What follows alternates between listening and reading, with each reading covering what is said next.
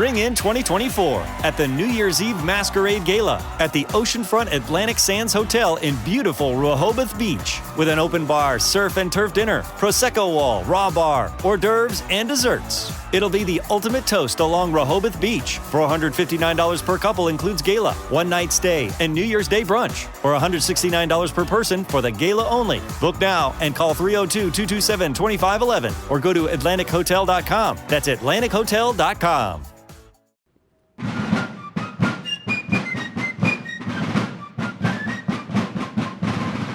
The Revolutionary War started as a colonial rebellion against the British on the fringes of its empire. It ended with an independent America and the idea of liberty spreading across the globe. All this happened because the rebels won the major battles. We're here to dive deep into each of them. Welcome to the Key Battles of the Revolutionary War podcast, hosted by James Early and Scott Rank.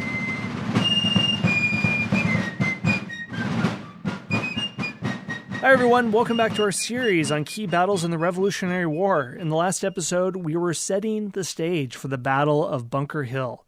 Found out that it really didn't take place on Bunker Hill, it actually took place on Breed's Hill, but if you call it the Battle of Breed's Hill, nobody will know what you're talking about. James, we're not going to be that guy who insists on calling it Breed's Hill, are we? No, who are we to break tradition? Let's just go with the tradition. Exactly. I mean, if you want to be the most obnoxious person in the world, someone chimes in with Bunker's Hill, you can say, well, actually, you know a sentence is going to go great when it starts out with, well, actually.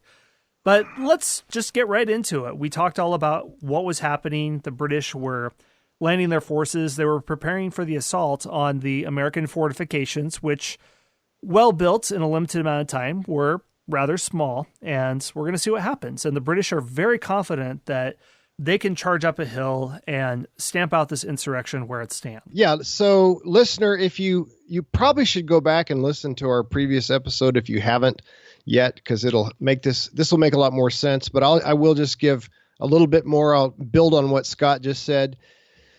So the British have decided to attack the Americans on the Charlestown Peninsula, which is a roughly triangle-shaped peninsula north of Boston, which you can only reach from Boston by going across water. The Americans have built on top of Breed's Hill, which is roughly in the middle of the peninsula. They've built a little redoubt, which is kind of a small fort. In addition to that, they have other men going from the redoubt, going north all the way to the other body of water, which is the Mystic River.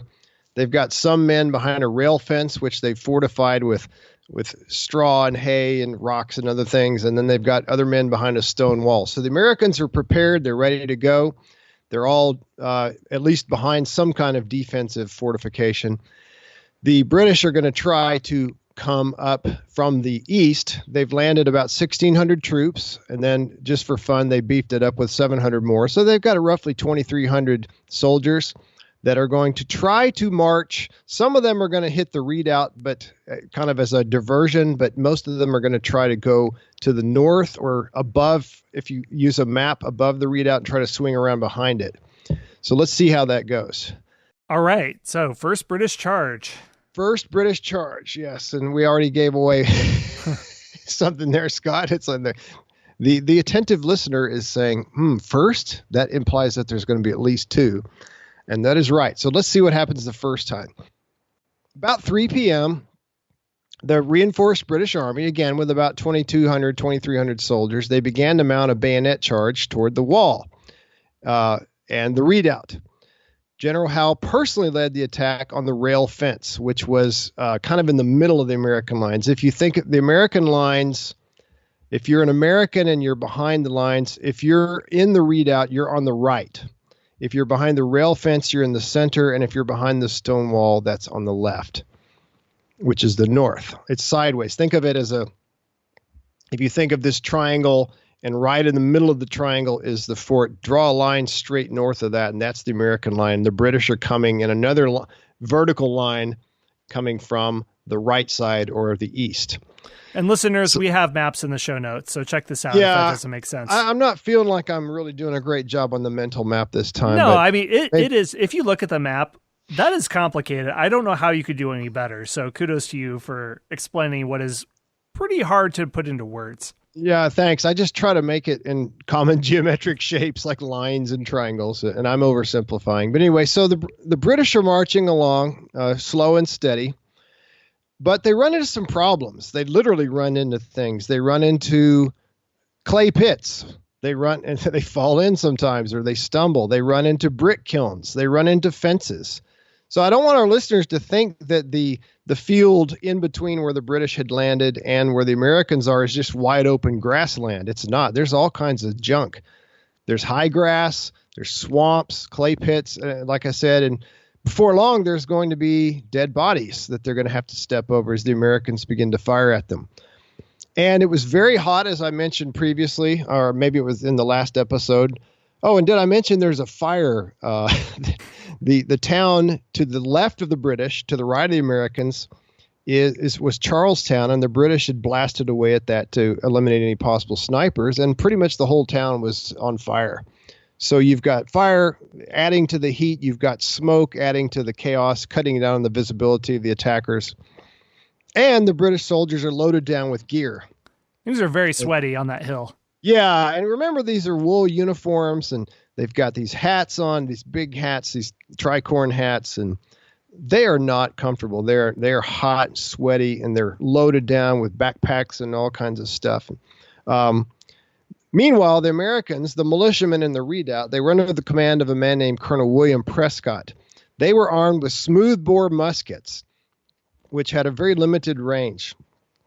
Definitely less than 100 yards, in some cases as little as 60 or 70 yards. And because they didn't have this great of range, because they only had, as Scott mentioned, they didn't have a ton of ammo to start with, Colonel Prescott is believed to have said, "Don't fire until you see the whites of their eyes, then fire low." And that's a famous line that almost every American learns in school. Don't fire until you see the whites of their eyes. In other words, don't waste any ammo by shooting at them when they're 150, 200 yards away. You're just going to miss.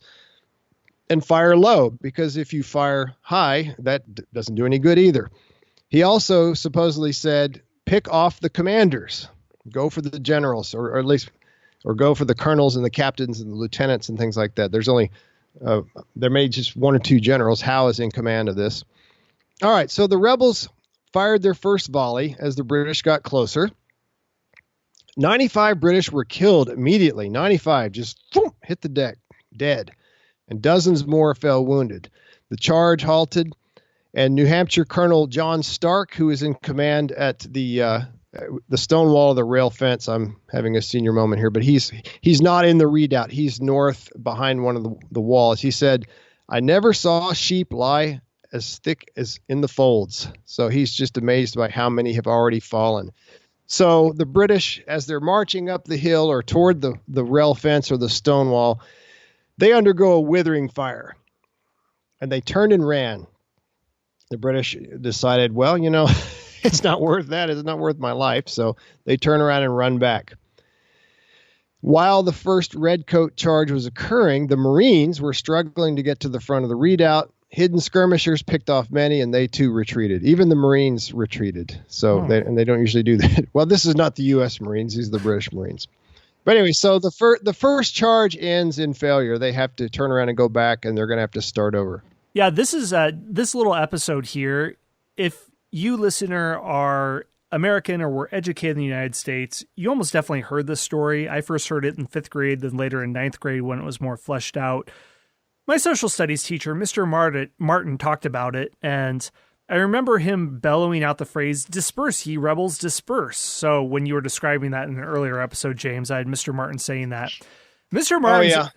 Martin's explanation of "don't fire until you see the whites of their eyes," his take on it was somehow the Americans were the first people to understand that you need to use your weapons in the way that they were designed and take advantage of their limited range. That before Americans, people would just fire in no discernible direction whatsoever without any hope of hitting it. And then the Americans were the first to figure out, wait, what if we wait until they're closer and then we can aim and fire? Dear listener, the Americans were not the first ones to figure this out. This goes a little bit further back in military history. Also, the other thing Mr. Martin taught me was that the Americans were the first to come up with guerrilla combat, and they just mowed down British in simple lines. James and I have already debunked that, so what I just want to underline here, if you have been taught that erroneous fact, the takeaway here isn't that Americans figured out how to use weapons within their proper range. That's fairly common sense. There wasn't any sort of military genius. I suppose we could credit them with bravery that they were waiting until troops within close range to fire when they had limited ammunition, when they themselves did not have bayonets, and when their opponents did have bayonets. And if you were skittish, you may have fired early, but you almost certainly would have missed. But then if you waited, you could have a better shot. Kudos to them for bravery, but it's not some masterstroke of military genius. That's my take. Do you have any alternate take on that, James? No, that sounds good to me. Okay.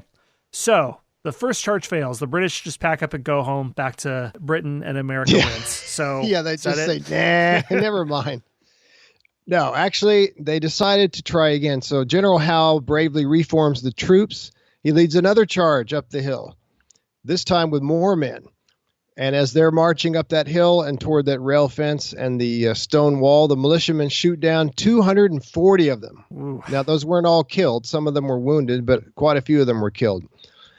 And again, that was just too much for the British to deal with. They couldn't keep going. So again, they retreated back down the hill. Yeah, and like you said, this is a hill with holes and fences hidden in the grass. So this is almost as much of an impediment as the hostile fire. Yeah, they're tripping over stuff, and the horror is that in some cases they're stepping on bodies, they're stepping in people's guts. And sorry, people, if that's gross, but I mean that's war. They're tripping over corpses, and it's getting really ugly for the British. In fact, Howe's entire staff was killed, and he later wrote, "There was a moment I never felt before." So the Americans are showing that they're not a bunch of wimps. You know, they may not be the professional, full-time, awesome force that the British Army was, but they know how to fire a gun. They're not going to just break and run just because they see bayonets glinting in the sun and red uniforms. Howe at this point summoned several hundred more men from Boston, British soldiers. When they arrive, he leads a third charge. And this time he decides to put more emphasis on the redoubt itself. And again, he leads this one personally. This time, he had a great idea, Scott. He said, let's take off our heavy packs. Maybe we can get up there a little bit faster and not be quite so tired. So, and this was going to be a bayonet-only assault. No firing along the way. And that's got to be scary, Scott, because imagine you're a soldier and you're marching up this hill slowly. And, I mean, you're going to want to fire, especially when the Americans let it rip, right? When they start firing on you, your gut reaction is you want to fire back, but they're ordered not to fire. They're just going to march up there, get up there as fast as they can, and just start bayoneting people. Get into the redoubt and get over the walls. Now, the militiamen have a major problem, and that is that they're running out of ammo. Scott and I both mentioned how they didn't have much. Now they are about to have zero. They had expended 13,000 musket balls, 13,000 in the first two charges. Some militiamen had to throw rocks at the British. That's not very good, They've got bayonets and bullets, and you're hitting them with rocks. On the third charge, as I mentioned, Howe focused entirely on the redoubt rather than on the redoubt and the stone wall and the rail fence. And as the soldiers marched, they shouted, "Fight, conquer, or die. Fight, conquer, or die." That must have been pretty unnerving for the Americans, especially when they're staring at a musket with no ammo. And not surprisingly, with the Americans unable to pour fire into the British as they did the first two times, on this third charge, British soldiers, they get into the redoubt. In fact, they pour into the redoubt. One American officer wrote this. He said, "I cannot pretend to describe the horror of the scene within the redoubt. 'Twas streaming with blood and strewed with dead and dying men, the soldiers stabbing some and dashing out the brains of others. We tumbled over the dead to get at the living who were crowding out of the gorge of the redoubt." So the militiamen in the redoubt and at the stone wall and the fence, they retreat. And this is not a rout, okay? This is not run for your life as fast as you can, throw away your musket, and just skedaddle. This was an organized retreat, and John Stark deserves a lot of credit for that. They marched back onto Bunker Hill, where they were supposed to have been in the first place and probably should have stayed, but no, they didn't. They didn't listen to orders. Somebody had a great idea. And anyway, they finally marched even further to the west, off the peninsula altogether. Some were left behind in the redoubt, and of these, 30 were bayoneted to death by the British soldiers. And the man I mentioned earlier, Major General Joseph Warren, also Dr. Joseph Warren, he was also killed in this third charge. So a very sad moment. He's mentioned by name in the series. John Adams mentions that General Warren has been killed. This is a big blow because he was really seen as somebody as a rising star, somebody with a great amount of potential. I've heard people say that had he lived, we might have never heard of George Washington today. I don't know if that's true or not, but yeah, because he might have been made the overall commander, but alas, that's not how things worked out. He instead is killed. And as I said, the British bayoneted some of the wounded to death. The British were not messing around. They were not always chivalrous and kind, and they weren't good sports. I think, James, a long time ago, you requested I do a mini episode on the training of a soldier in the Revolutionary period versus the modern military. Yes. A modern soldier would absolutely obliterate a revolutionary soldier. They're trained in hand-to-hand combat weapons. Yeah. They're in better shape. The few ways that a soldier in this period would be trained, they would know how to load a weapon. They would fire about as quickly as you could, 3 shots a minute. They would also study bayonet fencing because there was an understanding that with close quarter combat, this is what you would use. So for all the lack of professionalism in some aspects, the lack of physical conditioning these soldiers would have, they would have proficiency on how to bayonet someone to death. So this is horrific. I just want to underline that if you didn't already enough. Yeah, and we're going to see examples in the future of people being bayoneted 5, 6, 7 times or even more. It's the British, like I said, they don't mess around with those bayonets. They know, as you said, they know what to do and they use them. They're not afraid to use them, as the saying says. So the battle ends in a British victory. The British are the victors. They're the winner of the battle because they, at the end of the battle, they hold the field of battle. The Americans had to retreat. But it's a very costly, very, very costly victory, Scott. Mm-hmm. Yeah. All right. So shall we go straight into the aftermath? Yeah, let's do it. All right. The Americans left 140 dead, 271 wounded, and 30 missing. And one of the casualties, as I mentioned, was Major General Joseph Warren. So a very high-ranking officer, although he was just brand new. He had just gotten his commission. The British, I think they wanted to pursue the Americans further west, but they were too exhausted. They lost 226 dead and 828 wounded. And of the wounded, about 250 would die of their wounds. So we're talking, what is that? Do a little math here. Over 1,000 casualties, and about 500 almost are going to end up dead.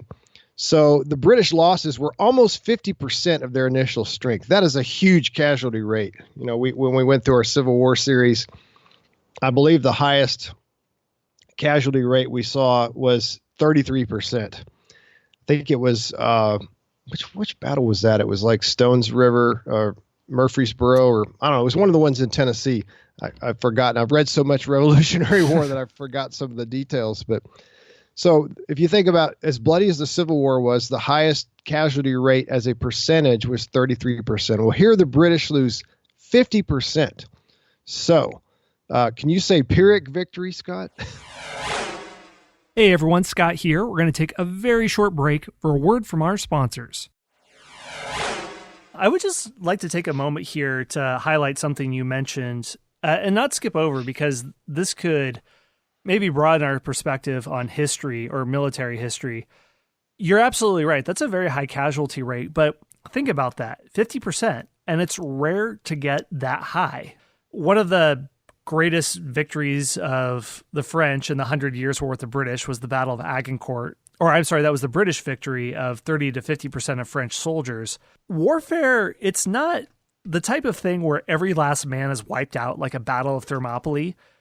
That really doesn't happen. I mean, very, very rare situations, and we know of them because they're so rare. And that's because, as we saw in this battle, and in almost all battles we can think of militarily, the point isn't to, spill the blood of every last man on the soil. As a general or as a commander, your goal is to win. And you weaken an army or you weaken it until it loses formation. Then it'll retreat. Maybe you can catch them in a rout or at least force them into a retreat. Maybe they surrender. You don't want to wipe them off the face of the earth. The cases where you see the highest amounts of casualties, this is one example, but when soldiers run away and it gets into a rout, that's where you see the highest amount of casualties happen. And the reason more Patriots didn't die is because it wasn't. Fun fact, I read something by this blogger on military affairs named John Davis who said, at boot camp, the reason soldiers are yelled at so much by officers, it's partly discipline, yes, but it's also to rewire your brain so that you don't immediately trigger into a fight or flight response when something sudden and eruptive happens at you, whether it's a drill sergeant screaming in your face or it's gunfire going off. And ultimately, you're trained when you're attacked to run toward the source of the fire, and you actually have a better chance of surviving. That goes against every hardwired instinct you have as a human being. Your instinct is to run away, but you're reprogrammed in boot camp to get away from it so you don't get into a rout-like situation and have those high casualty numbers. So that's my little meta commentary, but let's come back down to earth. Yeah, that's interesting, Scott. I didn't know that about the yelling, and so you get used to loud noises and chaos and disruption and you train yourself not to run away. When I went and got my first master's degree, there was a guy in one of my classes, and he'd been in the Navy, and we were talking about the military, and he said, I don't know why they always think you have to yell to motivate people. Why do they always yell? And so now I know the answer. Right. There's live fire exercises, but yelling is cheaper and it's omnipresent, and it's a great way to let off steam if you're a drill sergeant. So it's just more effective. Yeah, it's too bad I'm not in contact with this guy anymore. I could say, hey, Dr. Scott Rank said such and such. Anyway, all right. So regarding the casualties, General Howe, of course, he was the leader of the attack. He said, the success is too dearly bought. And General Gage, who was in overall command, he had stayed behind in Boston. He wrote, the trials we have had to show that the rebels are not, I'm sorry, let me reemphasize that. The trials we have had show that the rebels are not the despicable rabble too many have supposed them to be. In all their wars against the French, they never showed so much conduct, attention, and perseverance as they do now. In other words, in modern parlance, Gage is saying these guys they're not wimps. They're tougher than we thought they were. We're braver than the French, ladies and gentlemen. Absolutely. Yeah. Why didn't they fight like this against the French? They're fighting. They're giving us everything they got. One of the American commanders, at this point, he's just a brigadier general of militia, New Hampshire militia, a man named Nathaniel Greene. He's going to have a big future. We'll talk a lot about Greene in the future. But at this point, Greene says, he was at the battle. He said, I wish we could sell them another hill at the same price. In other words, yeah, you want another hill? That's fine. We'll take another 1,000 guys with us. The carnage shocked everyone, even battle-hardened veterans, people like Gage and Howe. They just couldn't believe how fiercely the Americans had fought. It helped that they were behind fortifications, but it wasn't just the fortifications. It was there was a fighting spirit that the British just had not seen coming. The Americans also learned a valuable lesson about the importance of supply lines. Yes. You've got to have a clear chain of supplies coming to you, or you might run out of ammo. Imagine, Scott, if the Americans had not run out of ammo, we might be talking about American victory at this point.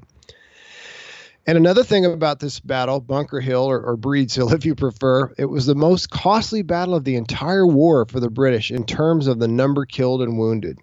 So obviously the British don't know this at the time, nor do the Americans. But looking back on it, we can say the British would never lose this many men again in another battle. And there's going to be a lot of battles. Yeah, and another aspect of this, there's a difference with how the Patriots fight in this battle versus Lexington and Concord, and that has to do with the leadership that they had. One thing is that the marksmanship is much better than the retreat from Concord. Couldn't be much worse. That'd be almost impossible. But part of the reason is that the troops are fighting in tight formations, and they're commanded by competent officers that help direct what they're doing. Don't fire until you see the whites of their eyes. They have competent instruction. If they wouldn't have had that, then there could have been skittish firing when they're still a couple of 100 feet off, and we wouldn't have been talking about this costly victory. But a large number of the men in various militia organizations had backed away from the fight or chosen not to engage, as you mentioned, where many don't come back after the initial bombardment. A lot of the officers on the Patriot side are still untrained. Despite that, the officers here, the Patriot officers, have been given a very difficult task and did excellent under the circumstances, I would say, due to them almost achieving victory and the British having to fight a Pyrrhic victory. Like you said, it was due to supply problems, lack of ammunition, and it took some time to sort out good officers from the bad, kind of like the Union Army in the Civil War. So what happens next? Does the army get whipped into shape? Yeah, it's about time to get organized. The Patriots realized it's not going to cut it just to have a bunch of individual militia units. We need a real army. We need a professional army along the lines of the British Army.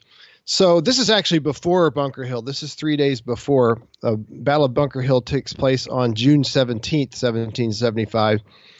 3 days before that, down in Philadelphia on June 14th, the Congress voted to establish a Continental Army. So this is the beginning, the birth of the U.S. Army, or what would become the U.S. Army, for purposes of common defense and to fight the British. And so they adopted the forces already in place outside of Boston and New York.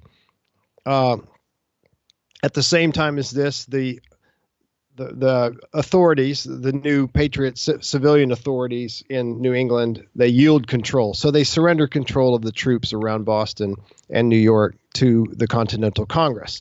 So again, the Continental Congress is basically going to be the government. The government's going to be should I give that away? I'll go ahead and give it away. The Congress is really going to struggle. They're going to they're not going to be the most effective government ever in the history of the world. I mean, they'll basically get the job done, but there's going to be a lot of issues and problems that we're going to have. There's no president. There's no executive. There's no judiciary branch. There's just the Congress. There's going to be a committee that gives their orders to the army. There's no single commander in chief like we have today in the president. The Congress also votes to raise 10 companies of Continental troops on a 1-year enlistment. That was very optimistic. They also recruit riflemen from Pennsylvania, Maryland, Delaware, and Virginia to be used as light infantry, and they became the first Continental Regiment later on. And again, you do have, we talked earlier about how the overwhelming majority of soldiers in the Revolutionary War on both sides they used regular muskets, smoothbore muskets with a limited range. However, there are some riflemen. Rifles had been invented. The reason they weren't the standard issue weapon is because they were very hard to load. It was slow, much slower than a smoothbore musket, and the gunpowder would get stuck on the inside of the barrel, and it would take sometimes you have to clean them out and you could have accidents. So rifles are around and they do have a longer range, but they're just too high maintenance, Scott. They're just too much of a pain. But nevertheless, there will be units of riflemen, and we'll talk about a couple of famous ones later. And then on June 15th, 1775, 2 days before Bunker Hill, the Congress elected by unanimous vote George Washington as commander-in-chief. Washington, when he arrived at the Continental Congress, when he went to the first meeting, he wore his old Virginia militia uniform. He didn't show up in civilian clothes. He walks in a military uniform. It's almost as if he's saying, ooh, pick me. Advertising his services. At least that's my interpretation of it. So George Washington is chosen to be commander-in-chief of the Continental Army. He accepted and he served throughout the war without any compensation. He refused a salary. He said, if you'll just pay me back for my expenses, then I'll be happy. And he's going to run up a tab of thousands of pounds over the course of the war. But anyway, so there you go. John Adams was the one who nominated him. And when they do that in the John Adams miniseries, I think it's very accurate the way they portrayed that. So he's going to be lieutenant general. Again, they're not going to have any full generals like 4-star. You won't have any of those until Ulysses S. Grant way later. But so Lieutenant General Washington is the head honcho, and then under him you're going to have 4 major generals. Later that will be expanded, but we start with Artemus Ward, who had been he's just about to be in the process of fighting Bunker Hill. He's the overall commander at Bunker Hill. A fellow named Charles Lee, and we will have much to say about Charles Lee. He's a piece of work. Do y'all have that phrase in where you live, Scott? Yeah, it's I like to think of when a police officer is describing a juvenile delinquent. Yeah. He has a very interesting, there's a lot we'll get into it. It's a polite way of saying he's a mess or worse. Another major general is going to be Philip Schuyler. He's a very wealthy New York resident, and he's going to end up being Alexander Hamilton's father-in-law, but more on that later. And then Israel Putnam, who is going to be at Bunker Hill. There's going to be 8 brigadier generals. So we're putting together a command structure. Washington finally arrives at Boston, or in the vicinity of Boston, not in the town, of course, because that's where all the British soldiers are. But he arrives in the outskirts of Boston on July 2nd, so a couple weeks after Bunker Hill, to take command. And when Washington arrives, he's disturbed. He's disgusted. Disturbed is not strong enough. He's disgusted by the chaos and the wretched conditions. There's no discipline. People are getting drunk. People are running around swearing. And by the way, Washington despised swearing. He would fine people later for swearing. He would punish people. He wanted people to, use nice language. The camps are filthy. People would just go to the bathroom wherever they felt like it. So there's literally crap everywhere, and it is just disgusting. And he realizes, all right, I've got to do something here. I've got to fix this. So he works to make the army more professional. He organizes the soldiers into Continental Regiment. He's trying to remove state identifications. He wants to not have the 1st Rhode Island Regiment and the 1st New Hampshire Regiment. He wants to just have mixed regiments. That doesn't work out, but at least he tries. Now, the problem with this is there were about 16,000 troops around Boston, but less than 10,000 of them agreed to enlist into the Continental Army, and they enlist for 1 year. And that's going to be a constant problem, Scott. Washington is going to be dogged throughout the war by people just saying, oh, my enlistment's over. I'm going to go home. Kind of like Forrest Gump. After he did that long run, he ran across the country several times, and he finally goes, I'm tired. I think I'll go home now. So these people say, oh, I'm sorry, we're tired. We're going to go home. Well, what about patriotism? What about your country? What about liberty? And I don't care. I'm going home. Probably said it word for word, like Forrest Gump said. Maybe if they were from South Carolina or Georgia, perhaps. That makes a lot of sense. Well, I think we have to talk a little bit about Washington. If any of you listened to a previous series that James and I did, a Presidential Fight Club, probably one of the best things that's ever happened in podcasting history. Don't want to toot my own horn too much, or our horn too much. Yes, you must immediately after you finish this episode, go find it and listen to it. You'll love it, people. I think it's a very unconventional take. Basically, it's all 44 presidents fighting each other one-on-one. Well, in that series, we got into a lot on what made Washington such a magnificent specimen. He's much taller than those around him, had incredible physical strength, could best much younger men in wrestling and fencing. He was a horseman, so many things about him, but there was an aura about him that some historians of the 19th century had a theory called the great man theory. Events in history are guided by those, whether through personal charisma, genius, divine providence, whatever you call it, are the ones that really bend the course of history. Not a very popular theory these days, but for those who are coming up in the 19th century, I'd like to think that they would have thought of Washington with that. And I just want to mention something very briefly from a biography on Washington called The Indispensable Man by James Flexner that came out in the 70s. And he describes Washington in this way. He was the glue that held the revolution together. Not only was he commander of the armies, though not without petty resentments from other generals, but he was the icon, the symbol of American resistance. If James Otis, Samuel Adams, and the Articles of Association drafted at the First Continental Congress were the sparks that ignited the Revolution, making possible Jefferson's Great Declaration, and if John Adams and Benjamin Franklin were the kindling that gave it legal and philosophical sustenance at its beginning, Washington was the wood.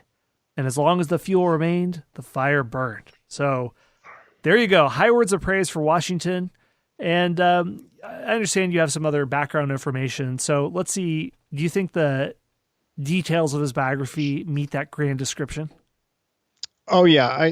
By the way, let me say that I think that's a really good biography, especially as an introduction. So, listener, if you want to read a biography of Washington, but you don't want to read several hundred pages, if you want to just read a couple hundred or 300, that's an excellent place to start. Flexner's Washington, the Indispensable Man. I read it. It's probably been 20 years now, but it's really good.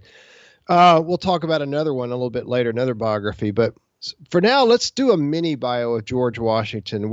As we go through this series, we're going to, when we get to a major character, we will stop and sketch them out a little bit, give you their background, talk about what brought them to the point, how they were formed, what, just their background and what made them the people they were at the beginning of the war. So Washington will probably get our longest one, and it's not going to be super long, just 3 more hours. So hang on there. It's Dan Carlin length episode. Yeah. Yeah, no kidding. That'd be like some other podcasts. Hey everyone, Scott here. One more brief word from our sponsors. George Washington was born in 1732 in Northern Virginia. His father died when he was 11, and he was raised and educated by his mother and his brother Lawrence. He never got much of a formal education, though. He just didn't have the chance. He got involved in working very early on, and there were some money issues. From age 16 to 18, he worked as a surveyor. So he went out and surveyed land claims, and he got to know the Virginia backcountry very well. When he was 17, he moved to his brother Lawrence's estate, which was called Mount Vernon. That was named after an admiral in the British Navy, by the way, Scott. I don't know if you knew that. I learned that recently. I did not. Interesting. Lawrence had served in the Navy, and he liked this admiral so much that he named his house after him. So Mount Vernon, George moves there as a young man, and his brother Lawrence dies in 1752. And this is an interesting thing about the Washington family. The men tended to die pretty early. You didn't see any septuagenarians or octogenarians. I mean, they would die in their 40s, maybe 50s if they were lucky. Lawrence got really sick and died in 1752. George is only 20, so he inherited Lawrence's position as a major in the Virginia militia, as well as his estate. So here is where George's military career begins. Within 2 years, he had been promoted lieutenant colonel. But before that, the governor of Virginia sent Washington out. This is 1754, so Washington is 22 years old, very young man. And he sends Washington to clear the French out of the Ohio country, and we could do a huge, long thing on this. Virginia claimed the Ohio country, which is to the west. It's much of what is the modern state of Ohio, but other parts as well. Washington and his force of 100 were surrounded, and they were sent back home by the superior French force at the forks of the Ohio. So Washington's job was, as a super young man, was to go and tell these French, go away. And the French said, no, you go away. So he went away. A year later, the British government sent regular troops to the colonies. And by the way, this is the beginning of what we call the French and Indian War. In Europe, it was called the 7 Years' War.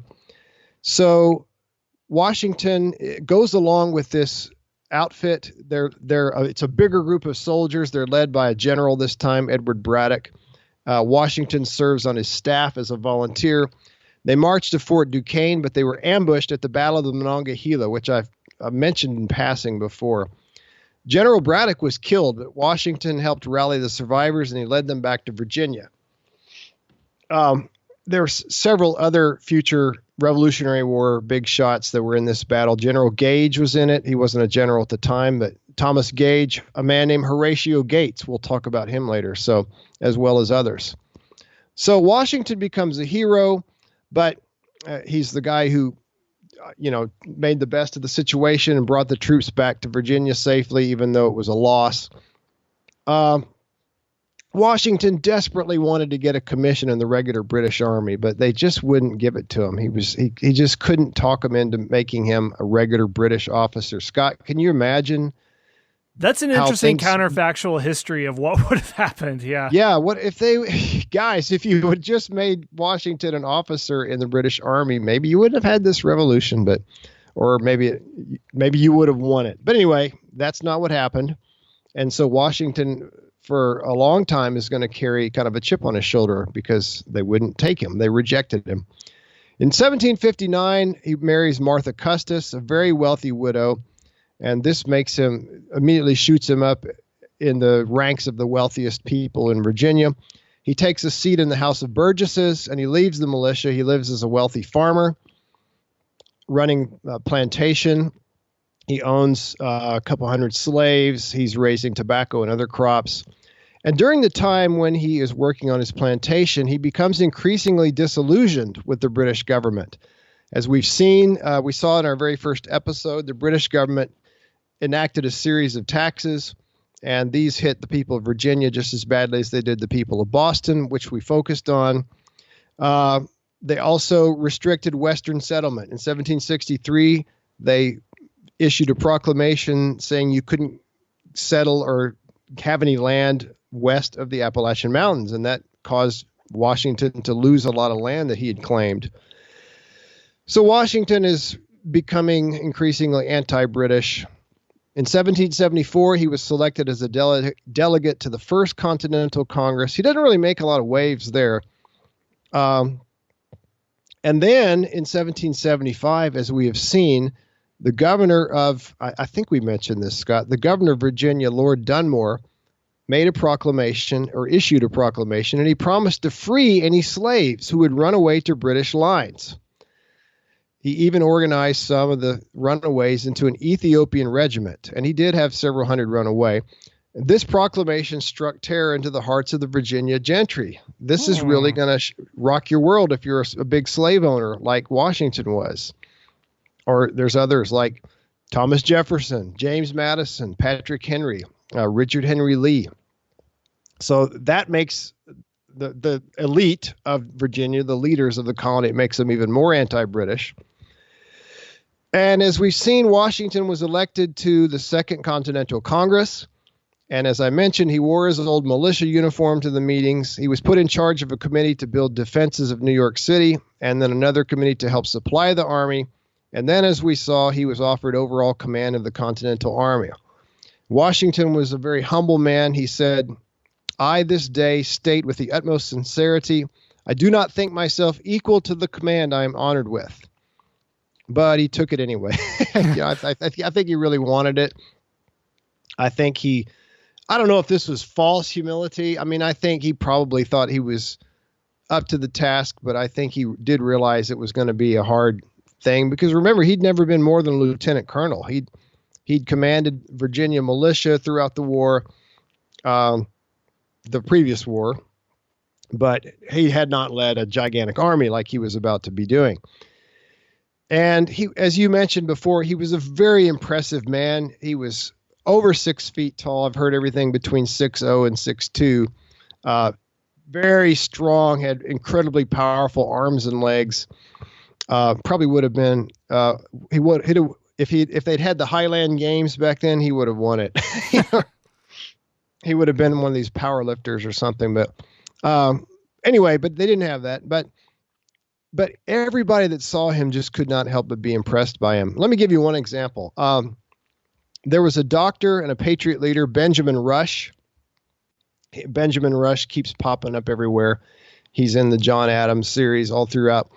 This is what Rush wrote. He said, Washington, quote, has so much martial dignity in his deportment that you would distinguish him to be a general and a soldier from among 10,000 people. There is not a king in Europe that would not look like a valet de chambre by his side. Ooh. In the words, a butler, basically, a chamber valet. So that's pretty amazing quote there.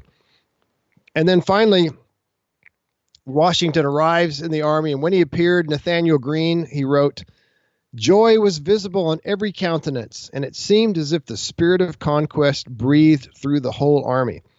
So just by showing up, Washington lifted the spirits of the army, but he's going to have a big job ahead of him.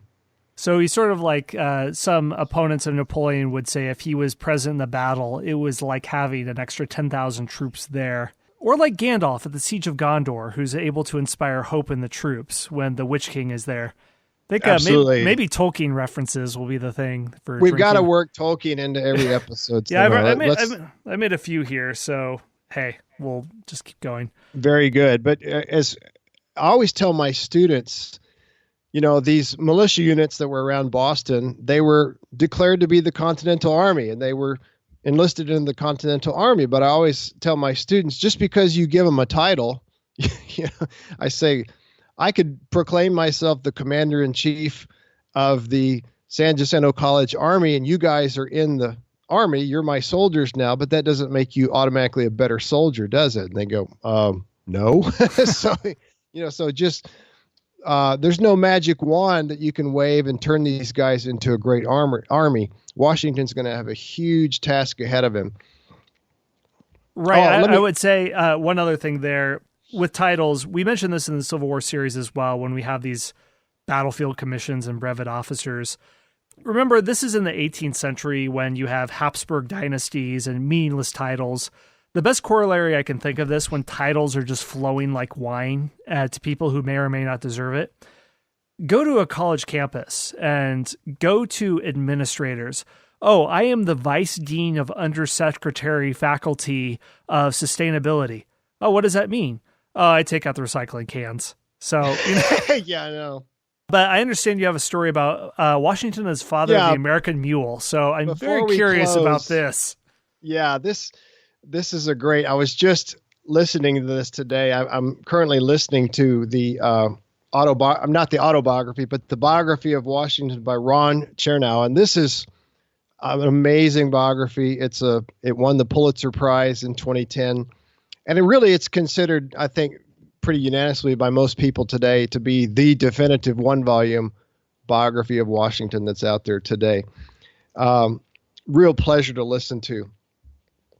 Let me read a little passage from there. So listener, just stick around for a few more minutes. You're going to love this. So he's talking about Washington. And he says, perhaps nothing better illustrated Washington's pioneering farm work than his development of the American mule, a hardy animal representing a cross between a male donkey, also called a jack, and a female horse. Mules were less fragile than horses, but more docile than donkeys and cheap to maintain. Before Washington championed these creatures, they had hardly existed in the country. He started breeding them when he received a gray jack from the King of Spain called, this, by the way, this happens after the war, so I'm out of sequence here. But anyway, work with me. Called Royal Gift, and a black jack called Knight of Malta from Lafayette. Royal Gift was big and lumbering and lacking in animal spark, whereas Knight of Malta was small but lusty. Washington cunningly bred the two animals and ended up with a jack known as Compound that merged the size of Royal Gift with the feisty nature of Knight and Malta.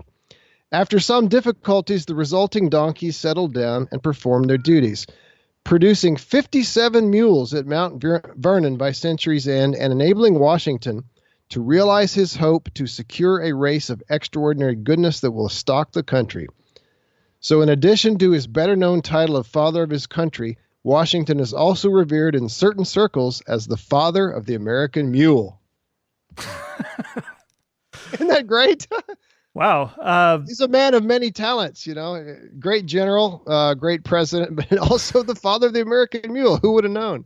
Mules are sterile, so you have to keep stoking the fires of mule reproduction to keep them supplied. So I don't know if he inspired all of this breeding going through the colonies, but if you can inspire people to make mules, that's leadership right there. I am impressed. I'm impressed in a way I never would have been before.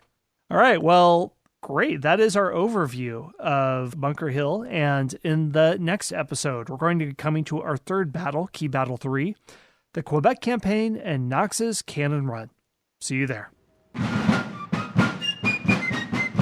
Thanks for listening to the Key Battles of the Revolutionary War podcast.